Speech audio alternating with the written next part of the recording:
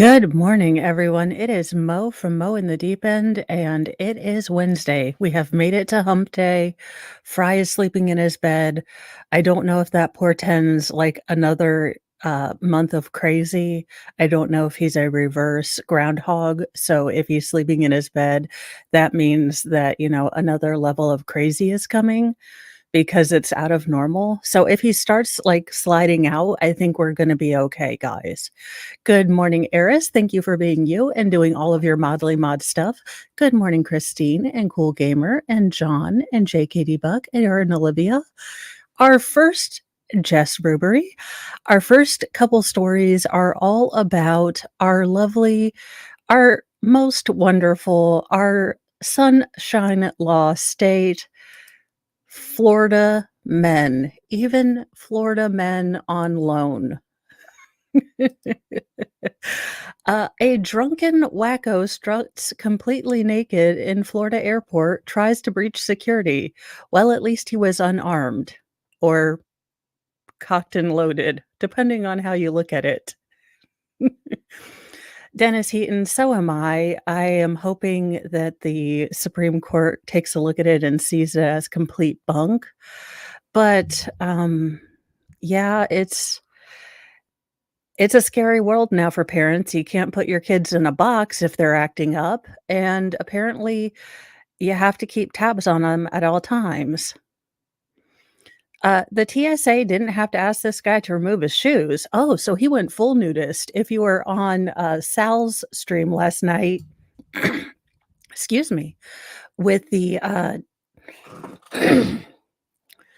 Daddy Dom sort of, oh gosh, Darren Lopez trial, uh, we were discussing nudists, and I was a little confused about why they wear shoes and socks. But apparently, this man is a purist and decided to forego even footwear. An alleged drunk and fully naked Florida man was arrested Monday after he was caught casually strolling through the airport terminal before he attempted to walk past security, as you do. Martin Emnitov, 36, parked his car on the sidewalk of Fort Lauderdale Hollywood International Airport before entering the building and putting his entire body on display, according to Broward County Sheriff's Department. Footage from inside the terminal captured Emitov nonchalantly walking through check-in lanes of Terminal 1 as passengers averted or diverted away from the naked man. Um, Emitov eventually made his way to the airport's TSA security line, strolling past several TSA agents talking incoherently. The clothes-free man rerouted away from the screening area and attempted to open a door marked restricted asset or access, video obtained by WSVN showed. Well, I mean, he's not restricted by anything. He doesn't have clothes, so therefore it applies. You can stretch that logic. I could. I mean, he's just it okay. Eventually, he made his way past the screening area to the baggage inspection line where he was met by sheriff's deputies and more TSA agents. I'm trying to think if I would be more weirded out if he was wearing socks and shoes or flip-flops. And I think I'd be weirded out more if he was wearing orange Crocs. No, he parked his car on the sidewalk and just uh MNHS, '06. Yes, I did hear, yesterday's verdict. I will probably be putting out a video of my thoughts, possibly. I don't know if everyone wants to hear my thoughts. I kind of talked about it on Shizzy's stream when we were supposed to be doing, Sadie's interview. I can put out a video. Uh, I will be redirecting you guys over to Baker's stream because I know that the Adam Montgomery trial is supposed to be starting today. But, I have my thoughts. Everyone has their thoughts. I'll put them out there. As I always say, I am just a redhead babbling on the internet. Feel free to disagree with me as per usual.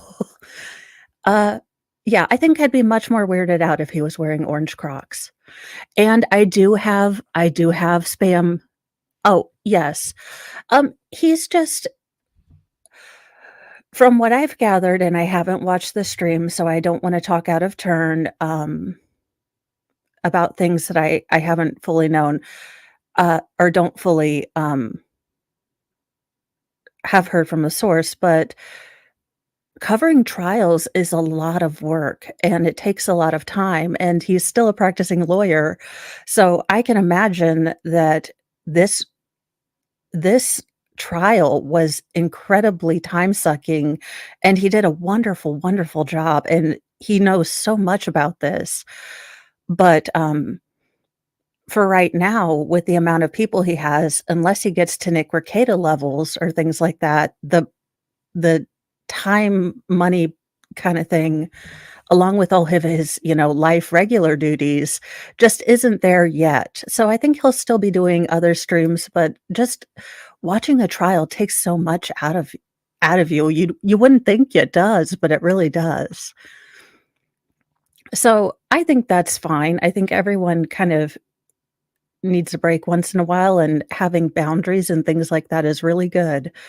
So I'm sad that he won't be doing as many trials, but I'm glad that he'll still be doing Jody and, Legos, and, finding balance is really hard sometimes, so I'm glad that he's taking steps to really help himself find balance and keep everything going and not burn out, because that's the one thing I don't want him to do, and he'll still be second seat on stuff, he'll still come in and give us his opinions, and I think that's great. I just don't want him to, uh, you know, burn out and get to where he just quits completely. Veilhammer, as always, yes.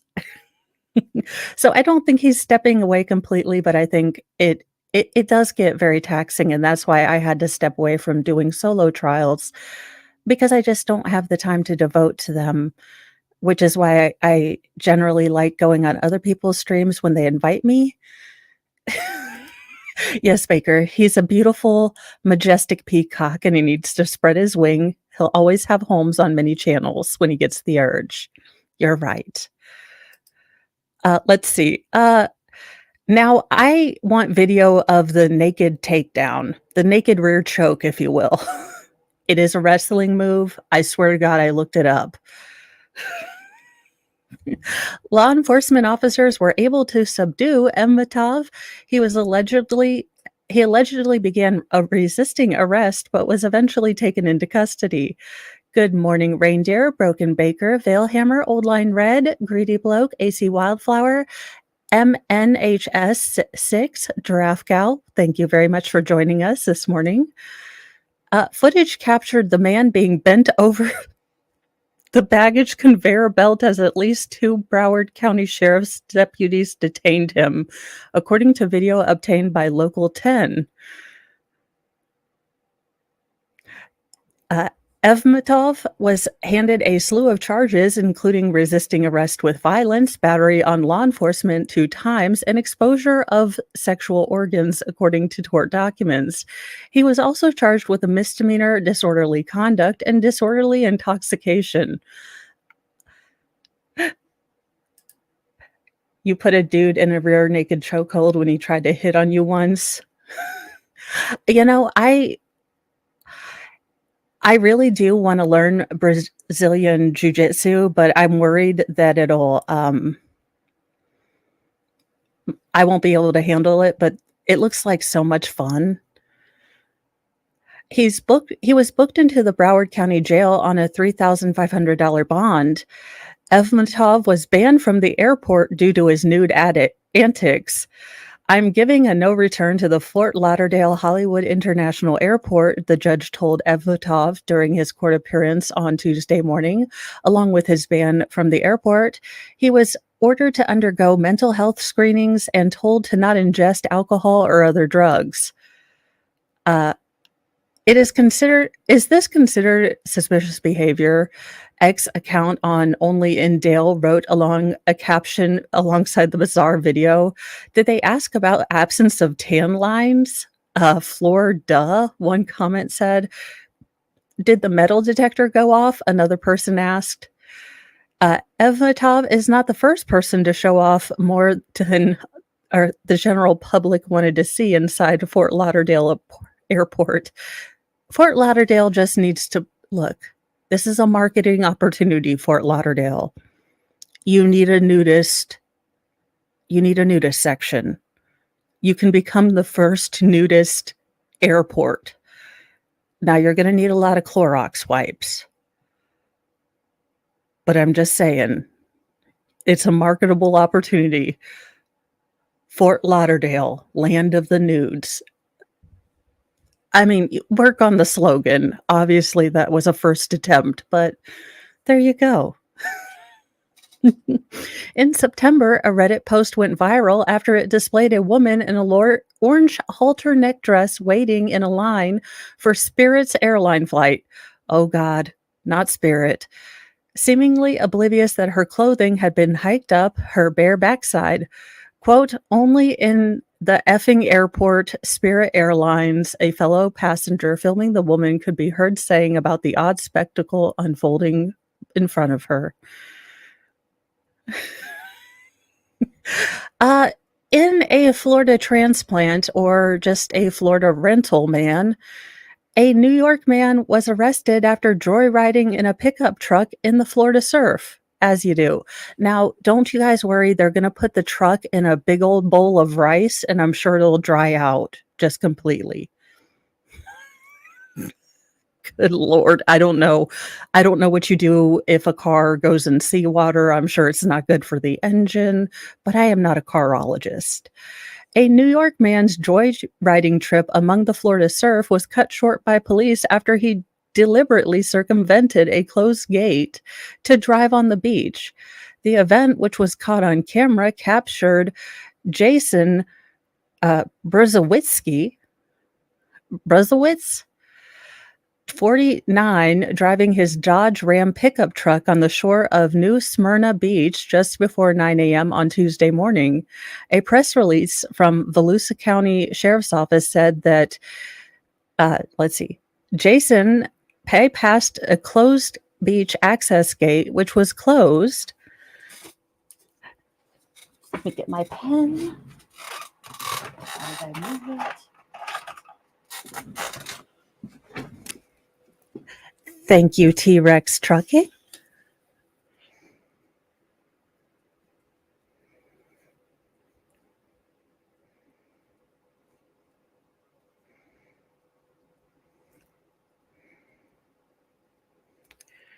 And today is the 7th.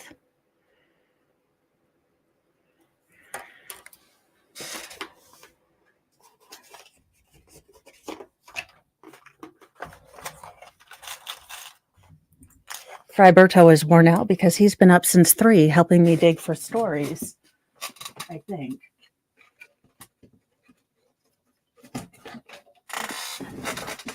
That or bothering the cat. Thank you so much. And let me read your chat. Sorry. T-Rex Trucking and more. Good morning. I've seen you on Megan Fox and Shizzy, but this is my first time catching you live. Well, thank you for catching me live. I try to have these on. I know my time is sometimes a little bit limited, so I'm trying to have a consistent time where you guys can find me and get some fun news, or to have a replay crew, because I know there's trials that everyone wants to watch, but they're often really heavy. So I'm trying to have things that aren't, fairly newsworthy, have a little crime in them, have a little stuff that maybe are trials that we can look forward to, but also things that we can kind of giggle, snicker about, but take our mind off stuff. Let's see here. Which was closed to vehicles due to a high tide and severe wind. So this dude is just a moron. The 48-year-old had also failed to pay the vehicular access fee required for beach entry. Video of the incident from the sheriff's office showed Jason in his white pickup truck driving down the shallow waters for over a minute. In a portion of the clip, Jason is seen attempting a donut in the shallow water. Well, when in Florida, do a donut. I mean, I think he could have been arrested if he didn't at least try to do one burnout donut when he was breaking the law in Florida. I mean, if he didn't have an alligator in the back of his truck, what are you gonna do? Lifeguards later told the police they approached Jason, quote, in case of a medical issue. When deputies arrived on the scene, Jason told them he, quote, wanted to drive on the beach, according to the affidavit obtained by Fox 35. Deputies informed Jason that the beach was closed to cars because of bad weather. Uh, it's not my fault that the truck don't surf, Jason is heard telling police in the footage. Yeah, but you shouldn't be driving on the beach when the gates are all closed, the deputy. Why is it I feel like I'm talking to my toddler, or like a toddler when you're talking to this gentleman? Can I get in trouble for that? Jason asked. Yeah. Yeah, you can, the deputy said. Police arrested Jason and he was transported to the Volusia County Branch Jail.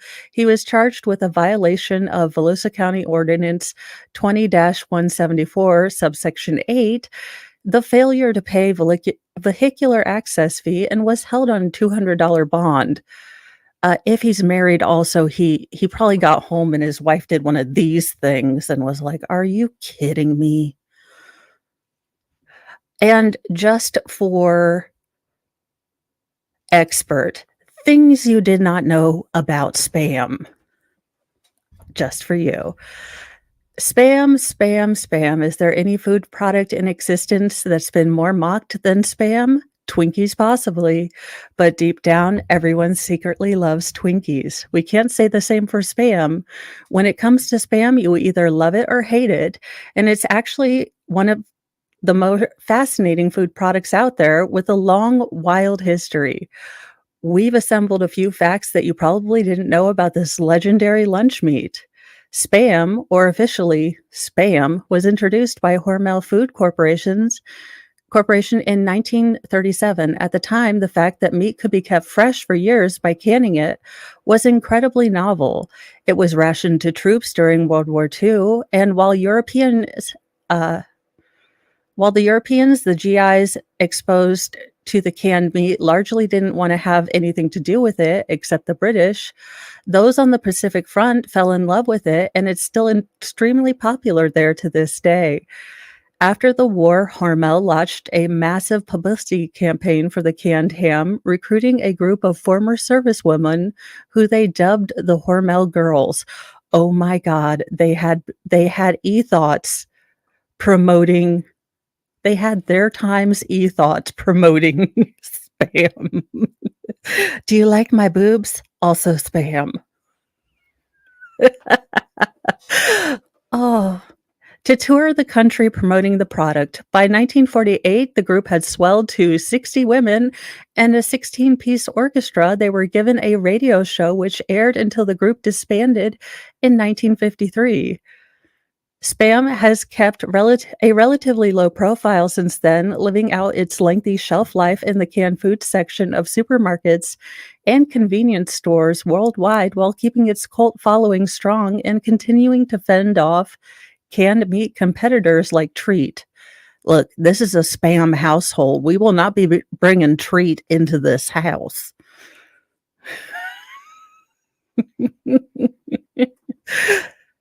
Gone are the days when Hormel could actively use spam in advertising campaigns to create wonders of nature like the Spam Upside Down Pie or the Spam Burger. Today, there are 14 varieties of spam available around the world, including turkey spam, teriyaki spam, spam with bacon, chorizo, or cheese. There's also a spam spread. Okay, that's a little. We've gone a little too far. Hickory smoke flavored spam, spam meals for one, including spam sausage jambalaya, spam penne pasta and Alfredo sauce, spam red beans with rice. Whether you're a spamaholic, an occasional dabbler, no, I just freebase. I inject it between my toes. Or a complete spam novice, we're sure you'll find these facts about the world's most popular luncheon loaf fascinating. The name is still a mystery. While most people assume Spam is short for spiced ham, only a handful of people know its true origin, and they're not telling. The name was actually suggested in a naming contest by Ken Diagnew, a Hormel VP's brother, before the product was introduced in 1937. Diagnew won the naming contest and $100, which was like 50 million back then. I'm not a mathologist. Uh, Other theories include special processed American meat and shoulders of pork and ham. Special product processed American meat has won my heart. That's it. I need a t-shirt. It powered the Russians during WW2. While it's common knowledge that Spam was popular with American GIs, a whopping 100 million pounds of the stuff was consumed by Russian forces during the war. Quote, without Spam, we wouldn't be able to feed our army, Russian Premier Nikita Khrushchev said later. There used to be a mascot. Bring him back. And oh my God, this is terrible. Have you ever heard of Slam and Spammy?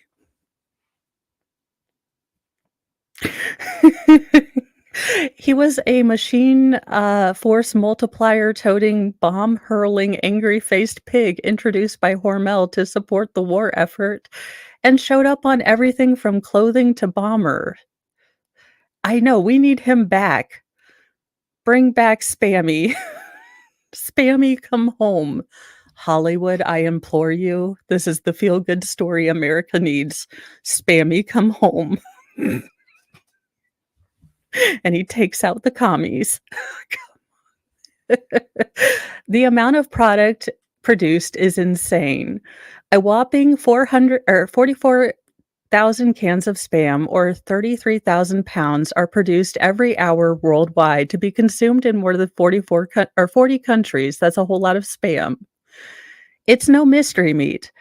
Hormel has always been pretty straightforward about what goes into the can, even though people continue to be wary of it. It's made with pork shoulder and ham, along with salt, more salt, and salt. No, I'm just kidding. Salt, water, sugar, potato starch, and nitrates. It's basically made from the same stuff as hot dogs. I don't know. I have no idea. Oh, so Spammy's going to be at the Dollywood, thing. That is awesome. So there you go. No, it doesn't. It just means that you haven't had your yearly dose of sodium in one meal.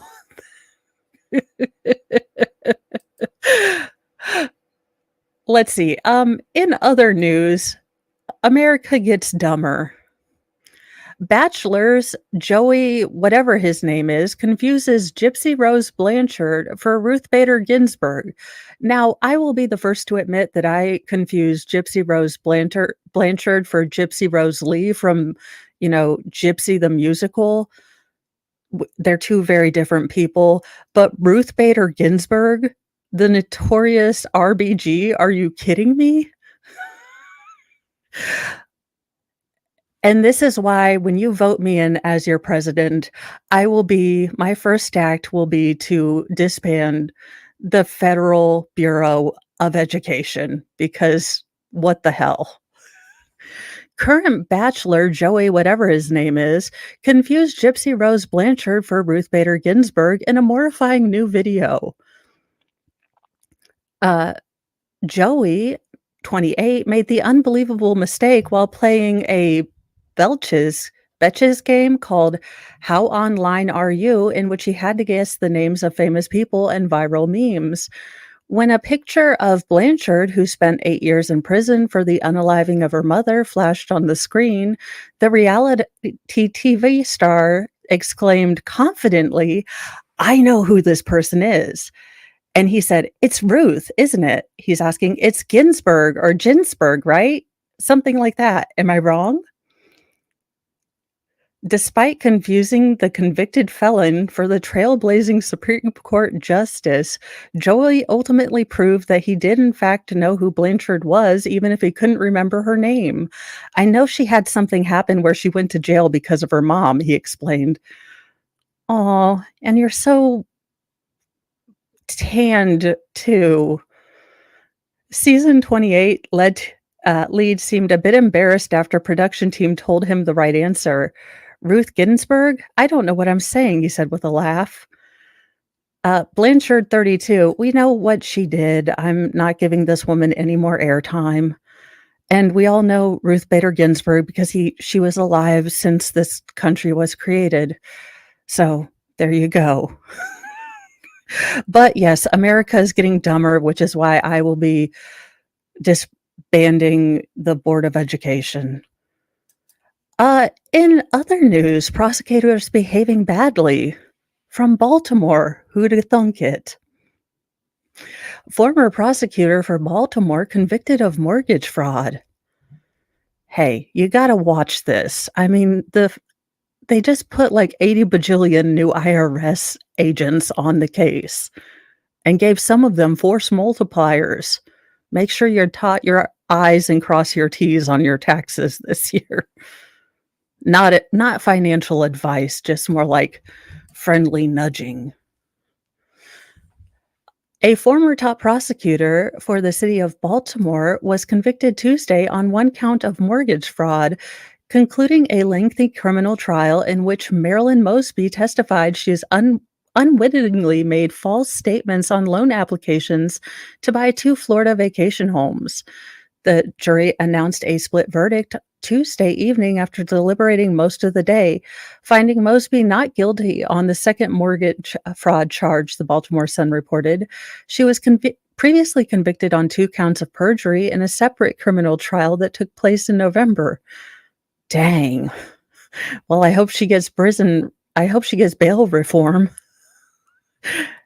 Yikes.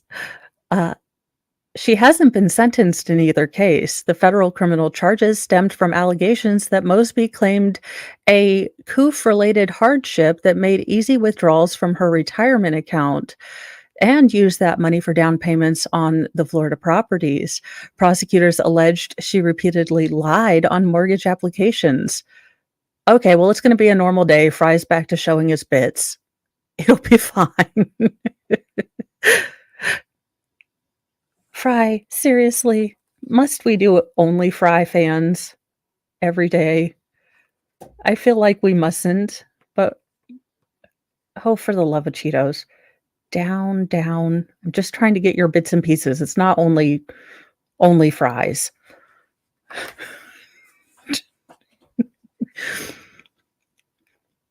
Mosby served 2 terms as state's attorney general or state's attorney for Baltimore, earning a national profile for her progressive policies and several high-profile decisions. She brought charges against the officers involved in the 2015 death of Freddie Gray, which ignited widespread protests against police brutality. None were convicted. Mosby lost re-election in 2022 after being indicted by a federal grand jury. Her mortgage fraud trial, which began in mid-January, was moved from Baltimore to Greenbelt, Maryland, over concerns potential jurors may have been biased by extensive media coverage of the case. The trial included emotional testimony from both Mosby and her ex-husband, Baltimore City Council President Nick Mosby, who said he lied to her about their outstanding federal tax debt because he was embarrassed. Marilyn Mosby testified she didn't intentionally make any false statements and signed the loan applications in good faith. Having never bought property before, she said she trusted real estate professionals and her husband during a stressful time. Mosby's failure to disclose that debt on her loan applications contributed to mortgage fraud charges, according to the prosecutors. Prosecutors also alleged she lied about receiving a $5,000 gift from her then husband, which allowed her to secure a lower interest rate. The purported gift, which prosecutors traced back to her own account, is what led to her conviction, according to The Sun. In order to obtain a conviction, the prosecutors had to prove she knowingly made a false statement that affected the mortgage application process. Once a political power couple in Baltimore, the Mosbys met in college and have two daughters together, but they divorced in November. In the perjury case, a different jury found Mosby lied about suffering financial losses so she could withdraw money from her retirement account.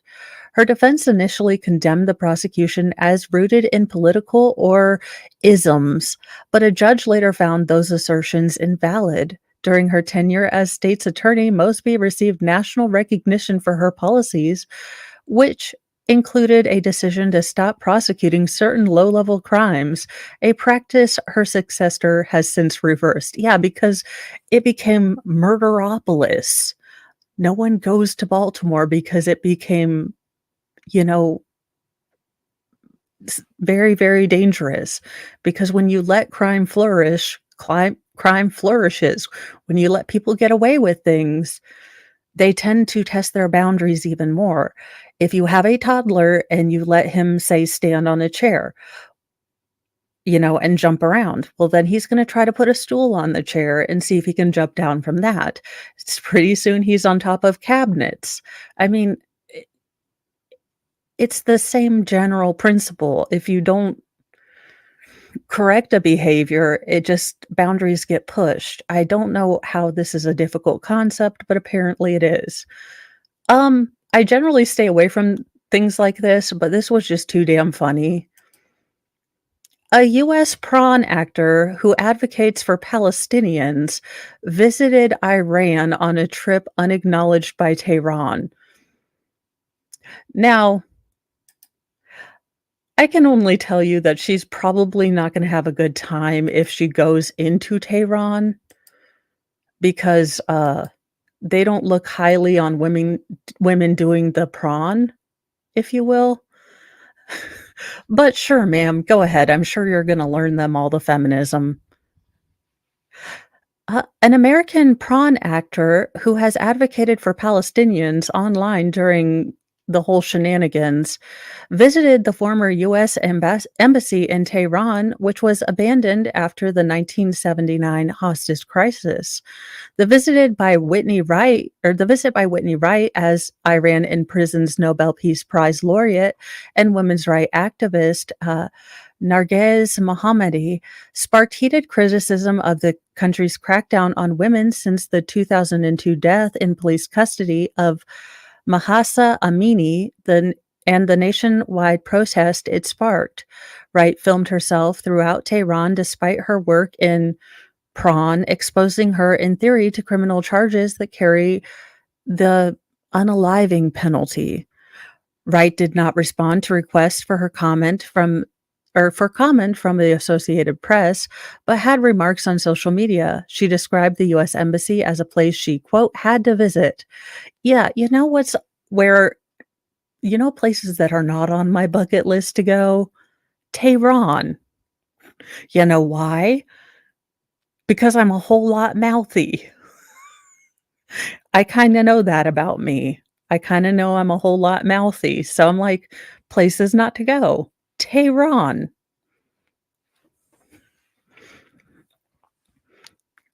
Iran's paramilitary Revolutionary Guard now runs it as a museum. Iranian students backing the Ayatollah Ruhollah Khomeini overran the compound after the 1979 Islamic Revolution. Embassy staff members were taken hostage and held for 444 days. A direct line can be drawn between that crisis and the tension between that country and today. Again, look, to if you are a young influencer person watching this, look, I am simply a redheaded, older-ish woman babbling on the internet. Do not go alone to these countries. They do not have the same moral standards we do.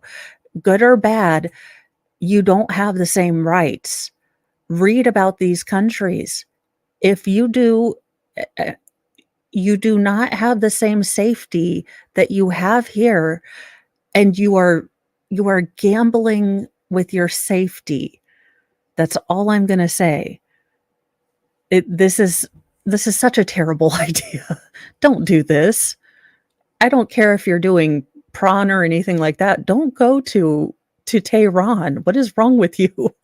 Good morning, Slinky. In an achievement for all mankind, a man plays World of Warcraft for nearly 60 hours to break the world record. Now, I do have questions because, I mean, did he get pee breaks or not? I guess not. I don't wanna know the answer to that. Never mind. A dedicated gamer from Hungary played World of Warcraft for a consecutive 59 hours and 20 minutes, breaking 2 Guinness World Records in the process. Barnabas Vitui Zonole, a professional chef from Budapest, bested the previous record for the longest video game marathon playing an MMORPG, massively multiplayer online role-playing game for 23 hours and 31 minutes. There are places there are places on the internet I don't need to go. I mean, I've heard tell that there's this place called the dark web. I am cool just looking at memes. I have seen it, I just need to put it in the lineup. I will get that put in.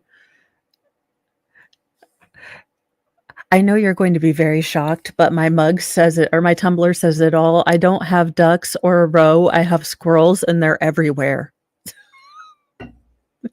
But I will get it in. Actually, let me ta-da, while I am, because I remember I can do this.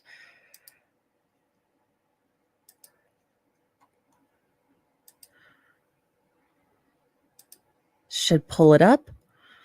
There we go. Now I'm thinking that I'm thinking. Rossman Rich sent this to me, and I find this offensive. I want an entire aviary full of of potty mouth parrots just yelling all the curse words. I don't want them rehabilitated. I want the foul-mouthed, grumpy, angry, like, can't we have a fun aviary where they're all like, "You suck. Get a job. Learn to code." Come on, that would be hilarious. I'd pay more money to go to the foul-mouthed aviary. I'm just saying, UK. The British Zoo has a new plan to rehabilitate its potty-mouthed parrots. A British wildlife park has hatched a new plan to rehabilitate its potty-mouthed parrots after they unleashed a tide of expletives, or as they would say in England, expletives. Back in 2020, 5 foul-mouthed African parrots donated to Lincolnshire Wildlife Park in eastern England were isolated from the flock in an attempt to improve their language. But from Tuesday, the team is adopting a different, riskier approach of integrating the 3 newly donated cuss-happy birds named Eric, Captain, and Sheila alongside the original 5 miscreants into the flock. Quote, "When we came to move them, the language that came out of their carrying boxes was phenomenal, really bad, not normal swear words. These were proper expletives," the park's chief executive, Steve Nichols, told CNN. Okay, I know Britain's really, really polite, but come on, this is hilarious. Like I said, I would totally go to the fully, South Park curse word aviary. I'd be like belligerent drunk birds that are gonna tell me I'm terrible. I'm there. I would fly to England just for the opportunity. I'd be like, "Honey, why are we going to England?" He's like, "We're not going there because you like Harry Potter and you wanna go see the Great British Baking thing, right?" I was like, "Yeah, those 2 things too, but cursing parrots, come on." Uh, we've put 8 really, really offensive swearing parrots with 92 non-swearing ones, he said. If the new strategy works, the parrots could learn, quote, all the nice noises like microwaves and vehicles reversing that the other parrots in the flock favor, Nichols added. But if the other 92 instead pick up the expletives, it's going to turn into some adult aviary. Come on, adult aviary. Come on. I can do it. You can do it. After some time in isolation, integrating the original birds into the flock was mostly successful, Nichols said. Damn it. But they still curse sometimes and even laugh afterwards. The most common reaction to their foul language. Parrots precisely echo the sounds they hear, so 6 of them have got men's voices and 2 of them have ladies' voices, and when they're all swearing, it does really sound bad, Nicholas explained. Come on, I'm telling you guys, just leave it be. The park has installed large signs warning visitors about the parrot's language, but Nichols hasn't received a single complaint. In fact, historically, quote, we did hear a lot more customers swearing at parrots than we did the parrots swearing at the customers, Nicholas said. African greys are highly social parrots, forming groups of up to 1,000 birds to roost at night in the wild and communicating with each other through various calls. Uh, Researchers believe their intelligence is almost unparalleled in the animal kingdom compared to that of apes, whales, and dolphins, and possibly The Bachelor. Just saying. When you tell someone to F off, you usually say it the same way or the same every time, he said. For now, the park is hoping they will learn the sounds of the flock and mend their potty mouth ways. I've just left them up there and there's a lot of noises, which is brilliant, from the squeaking gates to the doors slamming, people laughing, and mobile phones. Nichols said, I'm hoping that's part of the settling in period, and I don't think they'll ever lose the swear because as soon as someone swears, they'll be swearing too. Look, I'm just saying, keep the cussing parrots. It's possibly the most awesome thing I will ever hear in my entire life. And then lastly, further solidifying my plan to make Mama's Den, the video or the space for moms to talk like The View or women to talk like The View, but it doesn't suck. Joy Behar is dumb. Joy Behar slams Queen Elizabeth after King Charles' cancer diagnosis. Could have used term limits. Why are Americans so dumb? Joy Behar flaps her gums about something she doesn't understand. Again, a day ending in the letter Y.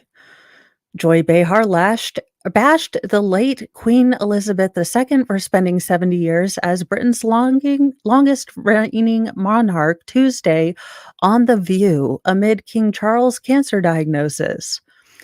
It's a monarchy, ma'am. They don't have term limits. I know that you think we live in a democracy because you're an idiot. We live in a representative republic. It's actually for the republic and the republic for which it stands. I know that they use a lot of hairspray to keep your hair big and fluffy, so maybe you've been inhaling that. Yes, you reign until you pass away. Now, she could have abdicated her throne and ma'am, shut. If you don't know something, it is okay to be humble and say, I don't know this. I don't know this. And it's okay. But instead, you make all of us fake redheads look ridiculous. Okay, so let's see what she said, because we kind of know the whole Buckingham Palace and he got the diagnosis. Let me put on her voice. I hope that his prognosis, this will help his prognosis because sometimes less stress can help, Whoopi Goldberg said of the monarch having his family's support. Poor Charles, Behar added, agreeing with Goldberg that he had waited so long to assume the throne. I mean, the woman was in the position for 70 years, you know. It was the longest reign. I think that she should have used some term limits.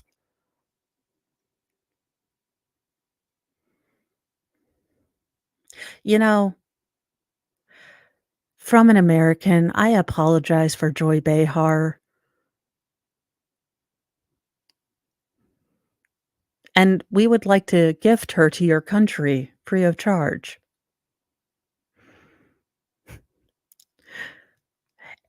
It's like, why not step down and let Charles have his day in the sun? Behar continued. The poor guy finally gets to be king, and now he has an illness. That just doesn't seem fair. There's something wrong about it. Let's see if anyone answered back because I'm sure Britons. Oh, looks like they didn't leave comment. Well, let's see if they comments. Poor Joy, she doesn't have any clue how the line of succession work. The king or queen sits on the throne until they die.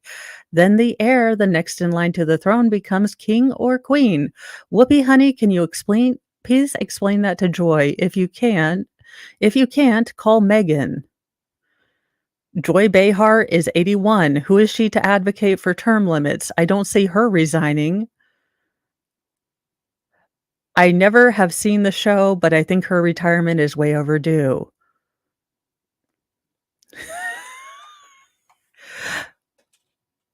You know, yeah. Well, again, as a rebellious colonist who is okay most of the time being a rebellious colonist, I apologized for the general dumbness of some of our residents, and we will try to explain with crayons, to Joy. It'll I'm it'll take a while. I don't know if she'll eat them, so it might take a bit. God, what is wrong with people?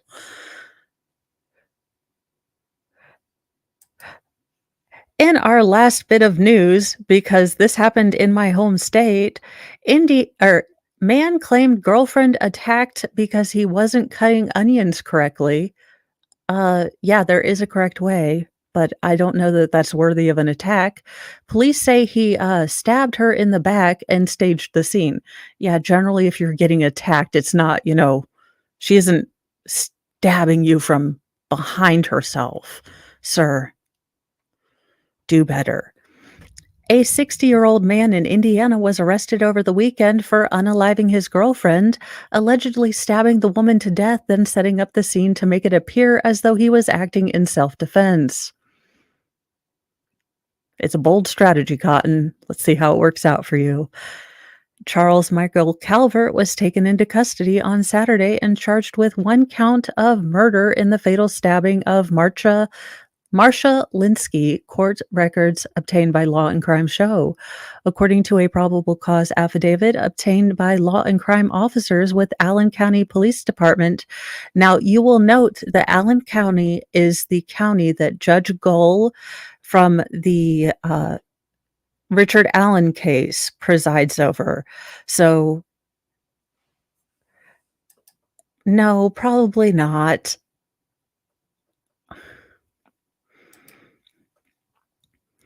Oh, let's see. Uh, At 8:24 PM on February 3rd, responded to a 911 call about a stabbing at a residence on Lagoon Drive. The caller identified himself as Calvert and allegedly stated the victim had, quote, come at him with a stabbing object. Quote, Calvert kept saying she's no longer with us, the affidavit says. Calvert told dispatch he also had a knife and both knives were still located in the kitchen. Calvert stated, we were having an argument. We were both holding a knife and she came at me. During the 911 call, Calvert told the dispatcher that his girlfriend became very verbal with him several times, police said. They also noted he sounded very calm throughout the call and had no sense of urgency whatsoever. Upon arriving at the scene, first responders found Calvert outside the home and Linsky dead inside the home. She was lying face down with a big gash on her head and neck area. Investigators also noted that the victim's right thumb was severely cut to the point it was nearly taken off, which police said was indicative of a defense wound. Quote, the kitchen appeared disheveled with broken crock pot, some bloody kitchen knives, and food items scattered around there like there had been a struggle, police wrote. Calvert then sat with detectives for a post Miranda interview.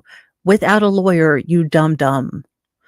Calvert spoke with Corporal Ben Fries and stated he'd been dating the victim for approximately 1 year.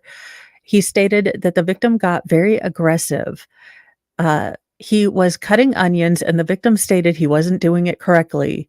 He stated the victim shoved the crock pot towards him, and she came at him with a stabbing implement, and he grabbed that one. I became defensive, and he doesn't remember all of the details. Investigators and the deputy coroner on the scene emphasized that the crime scene appeared staged, noting that the knives appeared to be placed next to the victim's body neatly, and that the serrated larger knife was covered in blood and the other knife appeared relatively clean. Authorities said there were no signs that Calvert attempted to render aid to Linsky after she was fatally wounded.